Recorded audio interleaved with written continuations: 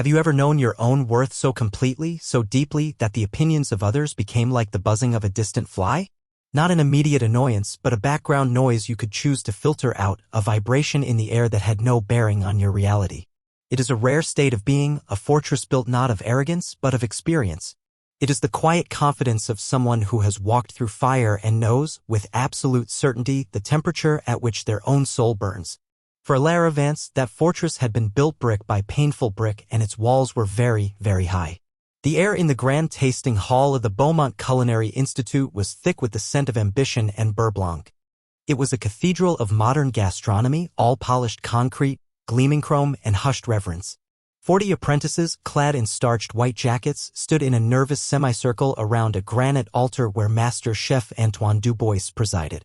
He was a man sculpted from ego and impatience, a culinary deity whose pronouncements could make or break a career before it had even begun. Today, he was unveiling the centerpiece of his new autumn menu for the global Sterling restaurant empire, a creation he had christened Le Super du Chasseur, the Hunter's Sigh. A projector cast a high-resolution image of the menu draft onto a screen behind him, the French text elegant and bold with its English translation in a smaller, subservient font beneath. Alara stood at the far end of the semicircle, perfectly still, a ghost in the machine. In her mid-30s, she had a way of fading into the background, a deliberate stillness that most people misinterpreted as shyness or a lack of confidence. Her dark hair was pulled back in a severe, functional bun, and her face, though possessed of a fine, intelligent structure, was habitually neutral. She was here to learn the grammar of food, the syntax of flavor, a new language to occupy the space where older, more dangerous languages once lived. She observed the room, her senses taking in everything, the slight tremor in the hand of the young man next to her, the way the overhead lights reflected off Dubois's perfectly bald head. The subtle change in air pressure as an assistant wheeled in a cart bearing the first component of the dish. This was her process: observe, analyze, file away. Do not engage. Regard as Dubois commanded, his voice a theatrical baritone that filled the cavernous room. Here is not just food. It is poetry. It is the story of the final, contented breath of the hunter after a long, successful chase through the crisp autumn woods. He gestured to the menu on the screen. The words must be as perfect as the ingredients. He scanned the faces of the apprentices, his eyes alight with the self-satisfaction of a man who has never been told he is wrong. His gaze, a physical weight, passed over Alara without stopping, dismissing her as part of the furniture. For weeks, this had been the pattern. He and the cadre of young, swaggering male chefs in training who orbited him had made it clear she was an anomaly, a quiet, older woman in a world of loud, ambitious men. They mistook her discipline for meekness, her precision for pedantry, her silence for stupidity. She felt a familiar, cold knot tighten in her stomach. It was the same feeling she'd had in briefing rooms in Geneva, in sterile negotiation chambers in Brussels, that moment just before a critical piece of information was about to be misinterpreted. When a single word could pivot a situation from peace to conflict. She looked at the screen again, her eyes locking onto the English translation for the main component, a specific type of wild mushroom foraged from the Ardennes. The French was mousseron. The English translation read, simply, button mushroom. A wave of something akin to vertigo washed over her. It was not just a mistake, it was a fundamental misunderstanding, an act of culinary blasphemy. To call a wild, earthy mousseron a common, bland button mushroom was like calling a lion a house cat. It erased the entire soul of the ingredient, the very poetry Dubois was waxing about. She did not want to speak. Every instinct, honed by years of self-imposed exile from her former life, screamed at her to remain silent. It did not matter. This was not her world. Her job was to chop vegetables, to clean her station until it shone, to absorb the insults with quiet endurance, and to simply get through the program. But then she remembered the last words of Sergeant Evan Reed, his voice faint over the crackle of a failing radio, his blood seeping into the dust of a Kandahar hillside. Precision, Alara. It's all that matters. One word. He had died because a translator, a nervous local boy, had used the word for wait instead of the word for stand down. A subtle difference. A fatal one. Her promise to him, a silent vow made at his graveside, had been to honor the weight of words always. Her voice, when it came, was quiet, yet it cut through the thick air of the hall like a chilled knife. Chef, just the one word. All activity ceased. 40 heads turned to stare at her, their expressions ranging from irritation to disbelief. Du Bois, who had been mid-gesticulation, froze. He slowly lowered his arm and turned his head, his eyes narrowing as he finally, truly saw her. He looked at her as if a floor tile had just offered a culinary opinion. "Pardon," he said, the single word dripping with condescension. Ilara kept her gaze fixed on the screen, not on him. It was a technique she had learned long ago, address the subject, not the ego. "The translation, chef," she said, her voice steady and calm. "For the mousseron, it is incorrect. A button mushroom is un champignon de Paris. A mousseron is something else entirely. It is a St. George's mushroom. The name itself is part of the story you are telling." A thick, uncomfortable silence descended upon the hall.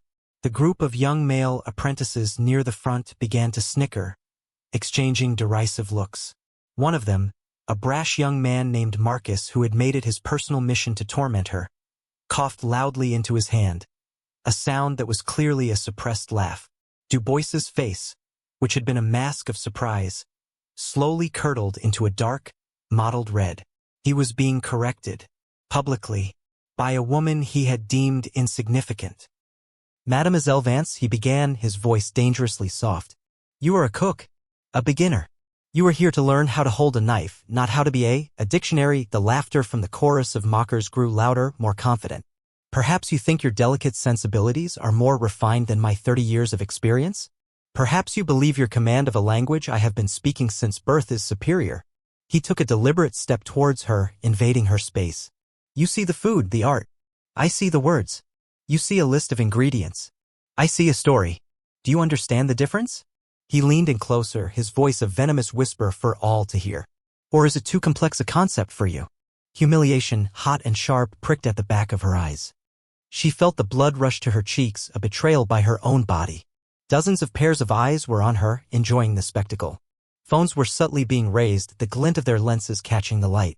She was the entertainment, the quiet woman being put in her place. But behind the sting of shame, something else was stirring. A cold, hard resolve began to form, like ice crystallizing in water. She met his gaze, her own expression giving away nothing. Inwardly, she was cataloging the insult, filing it away with all the others. Outwardly, she simply inclined her head slightly. "I understand, chef," she said, her voice betraying no emotion. She did not apologize. She did not retract her statement. She simply acknowledged his tirade. Her lack of a groveling response seemed to enrage him further. He stared at her for a long moment, searching for a crack in her composure and finding none. With a final, disgusted sneer, he turned his back on her. "As I was saying," he boomed, his authority reasserted, the poetry of the dish. As he continued, Ilara lowered her gaze. In the periphery of her vision, as she smoothed a non-existent wrinkle on her white jacket, her cuff rode up just enough to reveal the edge of a simple, braided leather cord on her wrist. Attached to it, hidden from view, was a small, flat piece of worn metal. It was Evan Reed's dog tag. She felt its familiar, cool weight against her skin. A promise. Ilara Vance lived in a small, sparse apartment on the 4th floor of a walk-up building that smelled perpetually of dust and boiled cabbage. Her life was a study in minimalism and control. She rose every morning at 5, performing a series of precise, disciplined stretches on a thin mat on the floor. Her furniture was functional, her books were neatly stacked, and there were no photographs. Not a single one. To an outsider, it was the life of a person without a past, but in truth, it was the life of a person trying to keep their past contained. Before she was a novice apprentice being mocked for her quiet nature, she had been a whisper in the ears of the powerful, a ghost who moved between languages and cultures with the ease of a phantom. She was a level 4 diplomatic interpreter for the State Department's most sensitive operations, a linguistic scalpel in a world of blunt instruments. She spoke 6 languages with the fluency of a native, and more importantly, she understood their souls, the unspoken hierarchies, the cultural tripwires, the subtle gestures that could say more than 1,000 words. Her sanctuary had been the silent, soundproofed booths where she became a conduit, a perfect, invisible bridge between worlds. She had loved the purity of it, the immense responsibility of ensuring that meaning was transferred without distortion. It was a sacred trust, and she had broken it. The memory always came at night, in the quiet hours just before dawn. It wasn't a flashback in the traditional sense, it was a cold, clinical reconstruction of failure. A high-stakes negotiation in a tense, neutral ground embassy. A trade minister from an Eastern European state, a man known for his volatility. Her colleague, a senior analyst named Richard, was feeding her context through an earpiece. And then there was the local fixer, a man whose dialect was thick with regionalisms. In a rapid-fire exchange, the minister made a threat veiled as a proverb. The local fixer, eager to please the American delegation, softened the translation, rendering it as a poetic but harmless warning. Ilara, focused on the minister's primary language, let it pass. A flicker of doubt, a momentary hesitation, was that what he really meant? But she didn't interrupt. She didn't challenge it. It was a failure of instinct. Richard, in her ear, had also missed it. 3 days later, a key asset, a source Richard had cultivated for years, was disappeared. The trade deal collapsed. Richard took the fall, his career ruined, his reputation shattered. He never blamed her, but she blamed herself. She had heard the lie in the language and had remained silent. The guilt was a low-grade fever that never broke. She resigned within the month, erasing her old life and seeking anonymity in the clamor and heat of a professional kitchen. She had chosen cooking because it was tangible, real. A carrot was a carrot. Heat was heat. There was no room for fatal ambiguity. The catalyst for her re-engagement with the world had been a letter from Richard. He was teaching history at a small college in Vermont, seemingly content. The letter was mostly about his new life, but a single paragraph had snagged in her mind. He wrote about a new scholarship program he was sponsoring for the children of fallen foreign service nationals, funded by his own modest savings. He ended it with a simple line, "I'm trying to build something again, Ilara. We can't let the ghosts win. Find a new language to speak." His words, meant as encouragement, felt like a challenge. She saw an advertisement for the Beaumont Institute, a world-renowned program affiliated with the Sterling Group, known for its international cuisine. It felt right. A way to connect with culture again, but through something nourishing, something that brought people together instead of tearing them apart. A new language, just as Richard had said. She hadn't counted on the language of the kitchen being just as fraught with politics and prejudice as the ones she had left behind. After the public humiliation over the menu, life at the Institute became a quiet kind of hell. It was a campaign fought not with open aggression but with 1,000 small, sharp cuts. Du Bois, having established her as a target, now used her as a constant negative example. "Vance, watch how Marcus dices these shallots. See the uniformity, the passion? Yours look like they have been chopped by a sad little robot." Marcus and his cronies would snicker. Conversations would halt the moment she approached a prep table. If she asked a question, it was met with a sigh and a patronizingly simple answer, as if she were a child. It was a systematic effort to erode her confidence, to make her feel so small and out of place that she would simply disappear. The sabotage was subtle but relentless. Her station would be missing a crucial ingredient just minutes before a plating test. A pot of delicate stock she had been simmering for hours would be mysteriously moved to a high flame, burning it to a bitter sludge while she was in the walk-in freezer. Her knives, which she honed to surgical sharpness every morning, would be found dull, their edges blunted. Each time she would absorb the blow without complaint. She never accused anyone, never went to the Institute's director, Monsieur Renaud. She knew it would be useless. She had seen men like Renaud before in the polished halls of diplomacy. He was a complicit authority, a man who valued the prestige Du Bois brought to the Institute far more than the fair treatment of a single, troublesome apprentice. He saw her not as a student being bullied, but as a problem to be managed. She endured it all with a stoicism that her tormentors found infuriating. They wanted a reaction. They wanted tears, anger, a dramatic exit. She gave them nothing. Instead, she used their contempt as fuel. Every condescending remark from Du Bois, every snide laugh from Marcus, every act of petty sabotage, she converted into cold, hard energy. She stayed late every night, long after the others had left for bars and restaurants to boast of their prowess. In the silent, empty kitchen, she practiced. She diced onions until the movements were so economical they were a blur. She broke down whole chickens with a surgeon's precision. She practiced sauces, tasting and retasting, not for passion, but for perfection. She read. She consumed books on culinary history, on the chemistry of cooking, on the cultural significance of food from every corner of the globe. She was not trying to become a great chef. She was trying to become undeniable. Her quiet endurance became a different kind of legend in the kitchen. The other apprentices, the ones who weren't part of Du Bois's inner circle, watched her with a mixture of pity and a strange, grudging respect. They saw the injustice, but they were too afraid to speak up. Monsieur Renaud called her into his office one afternoon. The room was opulent, filled with mahogany and the faint scent of cigar smoke. He did not ask her to sit. He stood by his large, ornate desk, looking at a file that was presumably hers. "Mademoiselle Vance," he said, his tone one of faint concern. "I have been reviewing your progress. It seems you are struggling to integrate. This is a high-pressure environment. It is not for everyone." He looked up at her, his eyes cold and clinical. "There is no shame in admitting that one is not suited for a particular path. We have other, less demanding programs. Perhaps in hospitality management? Or we could, of course, offer a full refund of your tuition." It was not an offer, it was a threat wrapped in a velvet glove. He was trying to manage her out, to solve his Du Bois problem by eliminating her. Elara stood before him, her hands clasped loosely behind her back. She thought of all the powerful men she had faced, men who could order armies, men who held the fate of nations in their hands. Renaud, with his polished desk and his veiled threats, was an amateur. "Thank you for the offer, Director," she said, her voice perfectly level. "But I am here to complete this program. I am suited for it." She held his gaze for a moment longer than was comfortable, a silent challenge that he was the first to break. He looked away, shuffling papers on his desk. "Very well," he muttered. "But understand, the standards here are absolute." He dismissed her with a wave of his hand. As she walked out of his office, she felt the cool weight of the dog tag against her wrist. The standards were absolute. Good. That was the only language she had ever truly understood. The breaking point came on a Tuesday. It was the day of the midterm practical exam, the creation of a perfect consommé. It was a test of pure technique, a dish with nowhere to hide. Any mistake, any cloudiness, any imperfection in the clarification process would be instantly visible. Elara had worked for hours, carefully preparing her consommé, a delicate amber liquid infused with sherry and thyme.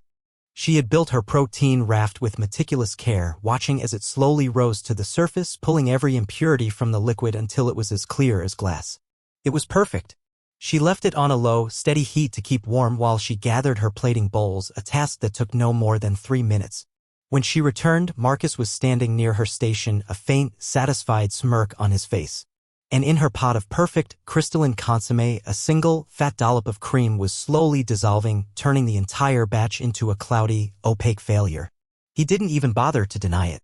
He just looked at her, his eyes gleaming with malicious triumph, and walked away.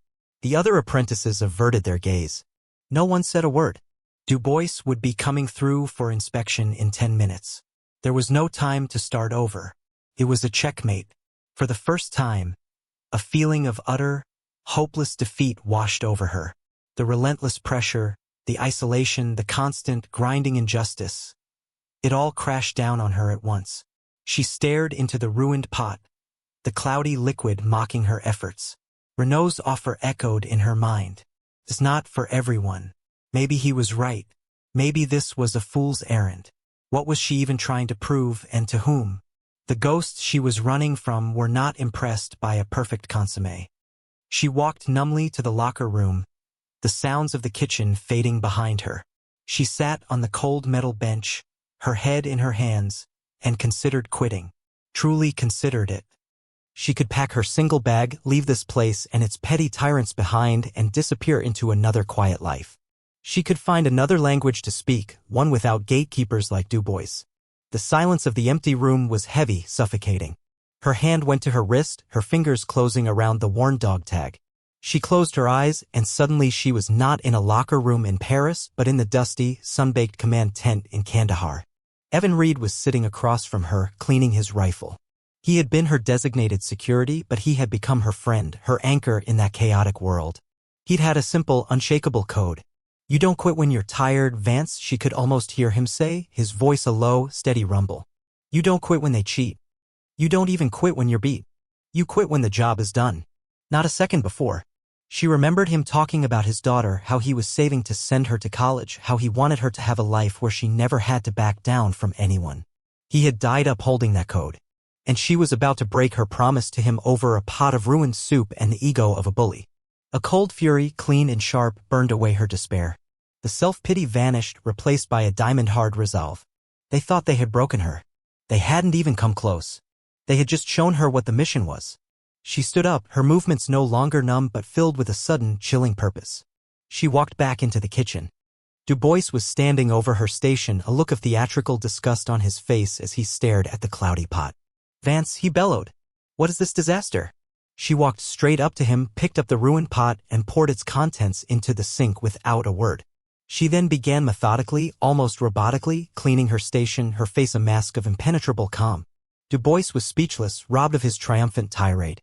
He had expected tears or excuses. He got nothing. He watched her for a moment, baffled by her lack of reaction, then moved on, shaking his head. Alara did not care. The midterm was over, but the final exam was coming, and the job was not done yet. The day of the final presentation arrived like a storm front, the atmosphere in the institute charged with an almost unbearable tension. This was not just an exam, it was a command performance. Mr. Alastair Sterling, the reclusive, almost mythical founder and owner of the global restaurant empire, was in Paris.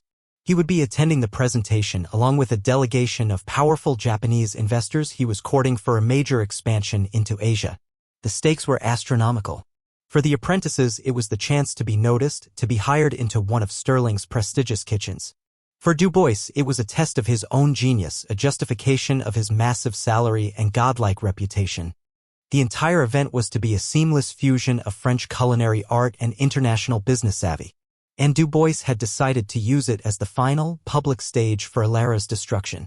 He gathered the apprentices an hour before the event. His eyes, sweeping across the nervous faces, were bright with cruel intent. The Japanese delegation is, of course, our most honored guest, he announced. Their sense of tradition and etiquette is legendary. It is vital that we communicate the philosophy of our menu with the utmost respect and precision. He paused, letting the weight of his words settle.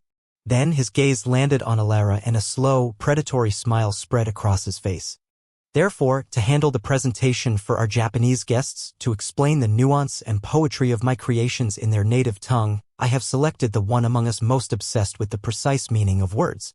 Mademoiselle Vance. A collective gasp went through the room. It was a trap so obvious, so malicious, it was breathtaking. He was setting her up for a spectacular, career-ending failure in front of the most important audience imaginable. Everyone knew that Japanese business etiquette was a minefield of unspoken rules and hierarchical language. A single wrong word, a misplaced honorific, could cause a major international incident. He was counting on her to implode, to humiliate not only herself but the entire institute, thereby proving his point once and for all. She was nothing more than a pedantic fool who didn't belong. Marcus and his friends could barely contain their glee. They looked at her as if she were a lamb being led to the slaughter. Alara felt the weight of every eye in the room on her. She felt the silent, pitying glances from the few who knew it was wrong. She felt Du Bois's triumphant stare, daring her to refuse, to crumble. In the maelstrom of pressure and malice, a strange, profound calm descended over her. This was not a kitchen anymore. It was a negotiation table. It was a briefing room. It was a high-stakes encounter where the landscape was language and the currency was precision. It was home. She took a slow, deliberate breath, and in that single inhalation, the hesitant apprentice receded and the seasoned operator took her place. The fear, the humiliation, the anger, they all burned away, leaving behind only the cold, clear focus of the mission. Her hand went to her wrist, her thumb resting on the smooth, worn metal of the dog tag. The job is not done. She looked directly at Du Bois, her eyes clear and steady. Of course, chef, she said, her voice quiet but ringing with an unshakable finality. I would be honored. The tasting hall was transformed. Crisp white linens, sparkling crystal, and the low, murmuring tones of serious money filled the space. At the head table sat the Japanese delegation, 5 men and 1 woman, all exuding an aura of quiet, formidable power. Beside them sat a man in his late 60s with piercing blue eyes and a simple, impeccably tailored gray suit. He was unremarkable and yet commanded the center of gravity in the room. This was Alastair Sterling. He observed everything with a detached, analytical curiosity, his expression unreadable. Du Bois began the presentation, his voice booming with practiced charisma. He presented each course to the assembled investors and critics, but when it came time to address the Japanese delegation, he gestured grandly towards Alara. And now, Mademoiselle Vance will explain the deeper soul of this dish to our honored guests. He stepped back, a smug, reptilian smile playing on his lips. This was the moment, the kill shot. Alara stepped forward. She did not look at Du Bois. She did not look at the audience. She approached the head table and gave a perfect, formal bow, not too deep, not too shallow, an act of respect so precise it was an art form in itself. Then she began to speak. The language that came from her lips was not the hesitant, textbook Japanese of a student. It was flawless, fluid Kigo, the most formal and respectful form of the language, spoken with a crystalline accent and an innate understanding of its intricate politeness levels. The change in the room was immediate and profound. The Japanese delegates, who had been listening with polite but guarded expressions, straightened in their chairs. Their eyes widened. The lead investor, a stern-faced man named Tanaka-san, leaned forward, his focus absolute.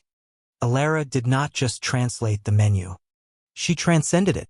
She spoke of the musron mushroom not as an ingredient but as a symbol of the changing seasons, linking it to the Japanese concept of shun, the celebration of food at its peak moment of flavor. She described the sauce not in terms of its components but in the language of umami and kokumi, the complex, savory depths that form the heart of Japanese culinary philosophy. She took Du Bois's arrogant French poetry and rewove it into a tapestry of cultural understanding that resonated perfectly with his guests. She was not a translator, she was a bridge. She was connecting his art to their soul in a way he never could have imagined. She saw a flicker of understanding pass between Tanaka-san and his colleagues. She saw nods of deep, sincere appreciation. She was not just saving the presentation, she was forging a genuine connection. The reaction from the rest of the room was a slow-motion wave of shock. Marcus and his friends sat with their mouths agape, their faces slack with disbelief. Monsieur Renaud looked pale, as if he were about to be ill. And Du Bois was a statue of crumbling pride. His smug smile had vanished, replaced by a look of utter, horrified confusion. He was watching a floor tile recite Shakespeare. He could not understand the words she was speaking, but he understood their power. He could see the effect she was having, the respect she was commanding. He was watching her dismantle his world with a language he could not comprehend. As she finished her presentation with another perfect bow, a deep silence held the room for a beat, and then Tanaka-san did something unprecedented. He began to applaud, a slow, deliberate clap of respect. His delegation immediately followed suit. The applause was not for Du Bois's food, but for Alara's words. In that moment, as the applause continued, Alistair Sterling leaned over to Tanaka-san and spoke to him in the same, perfect, formal Japanese Alara had just used. Tanaka-san's eyes widened further, and he replied with an animated burst of language, gesturing towards Alara with immense respect. Sterling nodded slowly, a thoughtful, almost dangerous look in his eyes. He then turned his gaze from Tanaka-san and settled it directly on Alara. It was a look of pure, unadulterated recognition. The quiet observer had seen everything. The final course was served, but no one was paying attention to the food anymore. The power dynamic in the room had been irrevocably shattered. When the applause finally subsided, Alistair Sterling stood up. The room fell instantly silent. He did not look at Chef Du Bois. He did not look at the investors. His piercing blue eyes were fixed solely on Alara.